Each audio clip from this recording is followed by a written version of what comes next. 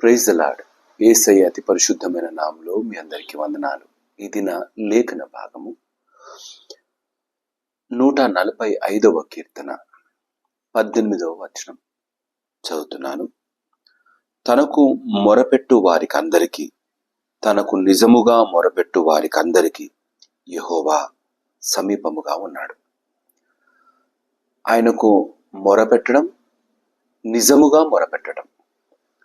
చాలాసార్లు మనకున్న కష్టాన్ని బట్టి, మనకున్న దుఃఖాన్ని బట్టి, లేదా మనకున్న చిక్కు ముళ్ళను బట్టి దేవుని సన్నిధానంలో మొరపెడతాం.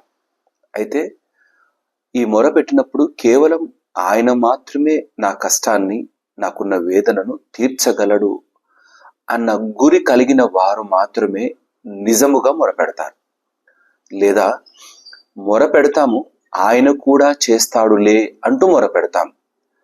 మన ప్రయత్నాలు మనం చేస్తూనే, మనుషుల మీద ఆధారపడుతూనే, మన చుట్టూ ఉన్నవారు మనకు తోడుగా ఉన్నారు, పర్వాలేదు అనుకుంటూనే, కాస్త ఆయన సహాయం కూడా తోడుగా ఉంటే బాగుంటుంది కదా అంటూ కాస్త ఆయన వైపుకు తిరిగి మొరపెడతాం.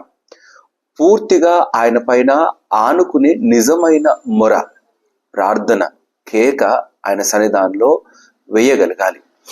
ఒక గుడ్డివాడు దావీదు కుమారుడా నన్ను కరుణించు అని బిగ్గరగా కేక వేస్తూ ఉంటే అక్కడ ఉన్నవారు ఊరకుండుము అని మాట్లాడితే ఆయన ఊరుకున్నాడా? లేదు.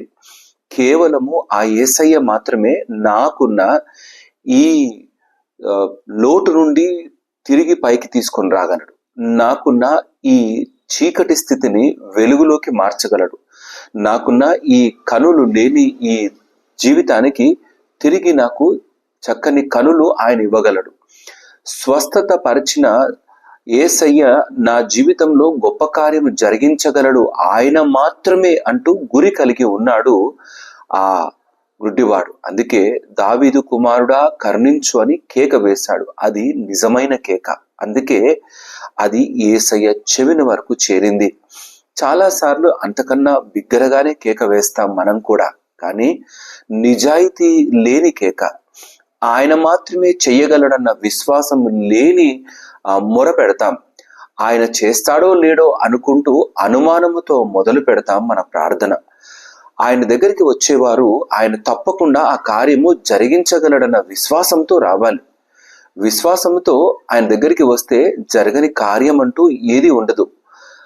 ఒక దినాన ఆయన తన సొంత ప్రదేశంలోకి వచ్చినప్పుడు వారు ఆయన పైన విశ్వాసం ఉంచలేకపోయినారు. వారిని చూచి ఆయన ఆశ్చర్యపడ్డాడు. ఆయన గొప్ప కార్యాలు అక్కడ జరిగించలేకపోయినాడు.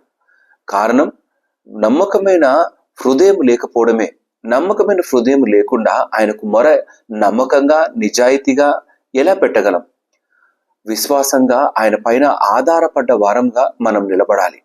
నీ జీవిత ప్రయాణంలో నీది నిజమైన మొరగా ఉందా లేదా?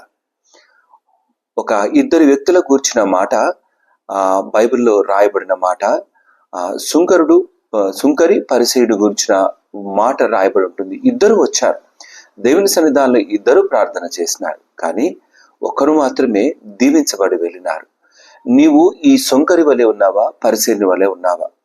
నిజమైన మొర ఉందా, మామూలుగా మొరపెడుతున్నావా? అందుకే ఈ లేఖనంలో ఆ మాట, తనకు మొరపెట్టు వారికందరికీ, తనకు నిజముగా మొరపెట్టు వారందరికీ యెహోవా సమీపంగా ఉన్నాడు. మనము నిజంగా మొరపెట్టే వారంగా ఉందాం. చాలాసార్లు మనల్ని మభ్యపెట్టే మనుషులు చుట్టూ ఉంటారు. నేనున్నానులే అంటూ మనల్ని మభ్యపెట్టి దేవునికి దగ్గరికి వెళ్లకుండా ఆపే మనుషులుగా ఉంటారు. నేనున్నానుగా, నేను అన్ని చూసుకుంటానులే అంటూ మాట్లాడేవారు ఉంటారు. కానీ నీకు సమీపంగా ఉన్నవాడు నీ అక్కర్లన్నీ తీరుస్తాడు. నీ సమీపముగా ఉన్నవాడు నీ ఓటమిలో నుండి విజయంలోకి నడిపిస్తాడు. నీకు సమీపముగా ఉన్నవాడు నీ దుఃఖమును నివారించి ఆనందంగా మార్చి అనేకుల ముందు గొప్పగా నిలబెడతాడు. నీవు నిజమైన వాడివిగా నిలబడతావు. అబద్ధపు వ్యక్తిగా మనం నిలబడం. మనకు లేనిపోని హంగులు ఆర్భాటలు తీసుకొని వచ్చి నిలబడితే కాసేపు మనుషులు కాస్త మనల్ని హెచ్చించి మాట్లాడతారు, తర్వాత మన విషయం తెలిసిన తర్వాత విడిచిపెడతారు. కానీ దేవుని సన్నిధానంలో నిజంగా మొరపెట్టు వారికి మాత్రమే ఆయన సమీపంగా ఉంటాడు. ఆయనకు కావలసినవన్నీ అనుగ్రహించి ఆయన చిత్తంలో నెరవేర్చి నడిపిస్తాడు. నువ్వు నిజంగా మొరపెట్టే బ్రతుకుగా ఉండాలన్న మాట దేవుని సన్నిధానం నుండి ఈ దినం వినబడుతుండగా, హృదయములో ఎక్కడైనా సరే అనుమానం ఉన్నా, ఎక్కడైనా సరే ఒకవేళ చేస్తాడో లేడో అన్న ఆలోచన ఉంటే వాటిని ప్రక్కన పెట్టి ఆయన మాత్రమే నా బ్రతుకును మార్చగలడు, ఆయన మాత్రమే నా జీవితంలోని లోటులను సరిచేయగలడు అంటూ నిజముగా మొరపెట్టే బిడ్డలుగా ఆయన కొరకు బ్రతికే జీవితంలో కొనసాగుదాం. అట్టి బలమును, విశ్వాసాన్ని, నమ్మకమైన జీవితాన్ని యేసయ్య తన వాక్కు ద్వారా మనకు అనుగ్రహించును గాక. ఆమేన్. తలవంచుదామా, ప్రార్థన చేసుకుందాం. మా యేసయ్య మీకే వందనాలు. నీకు మొరపెట్టేవారు, నిజముగా మొరపెట్టేవారముగా మమ్మల్ని నిలబెట్టమని ప్రార్థన చేస్తున్నాం. కొన్నిసార్లు అనేకుల పైన ఆధారపడుతూ నీ పైన కూడా ఆధారపడుతున్న వారంగా కొంత సమయాన్ని కొన్నిసార్లు నీ సన్నిధానంలో ప్రార్థన చేసే వారంగా ఉంటున్నామేమో. అట్టి స్థితిలో నుండి మమ్మల్ని లేవనెత్తు దేవా. కేవలం నీవు మాత్రమే మా కొరకే ఉన్నావని, ఆ కలువరి శిలువలో నీవు మాత్రమే మా కొరకే మరణించి తిరిగి లేచినావన్నా నా తండ్రి, నీ మాటలు బహుబలముగా విశ్వసించి నీ వైపుకు తిరిగి చేతులెత్తి నీకు మొరపెట్టే వారముగా, నిజముగా మొరపెట్టే వారముగా మమ్మల్ని నిలబెట్టమని ప్రార్థన చేస్తున్నాం. అయ్యా, మేము నీ కొరకే బ్రతికే బిడ్డలుగా స్థిరపరిచి నడిపించమని ప్రార్థన చేస్తున్నాం. నా తండ్రి, మా చుట్టూ ఉన్న పరిస్థితులు మాకు నా తండ్రి మమ్మల్ని నష్టపరిచే విధంగా, నా తండ్రి మమ్మల్ని నెట్టేవిగా, మమ్మల్ని కూలదోసేవిగా ఉంటున్న నిజమైన దేవుడవు నీవు. మమ్మల్ని బలపరిచి నడిపించే దేవుడవు నీవు.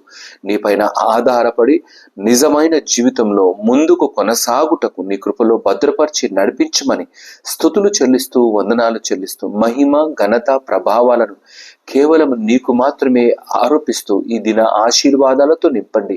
బలహీనతలో ఉన్న వారికి బలముతో నింపండి. నా తండ్రి నాయన, చిక్కుముళ్ళ చేత తీర్చలేని నా తండ్రి ప్రశ్నల చేత బాధపడుతున్న బిడల కొరకే చక్కని సమాధానముతో నీ యొక్క సన్నిధానంలో నెమ్మదితో నింపి నడిపించమని ప్రార్థిస్తూ, స్తుతులు చెల్లిస్తూ యేసయ్య నామమున అడిగి ప్రార్థించి వేడుకుంటున్నాము నా తండ్రి. ఆమేన్. దేవుడు మిమ్మల్ని దీవించి ఆశీర్వదించును గాక. ఆమేన్. అందరికీ ప్రైజ్ ది లార్డ్. వీలైనంత మట్టుకు వీడియోను, వాక్యాన్ని ఇతరులకు షేర్ చేయాల్సిందిగా మనవి చేస్తున్నాను. Thank you.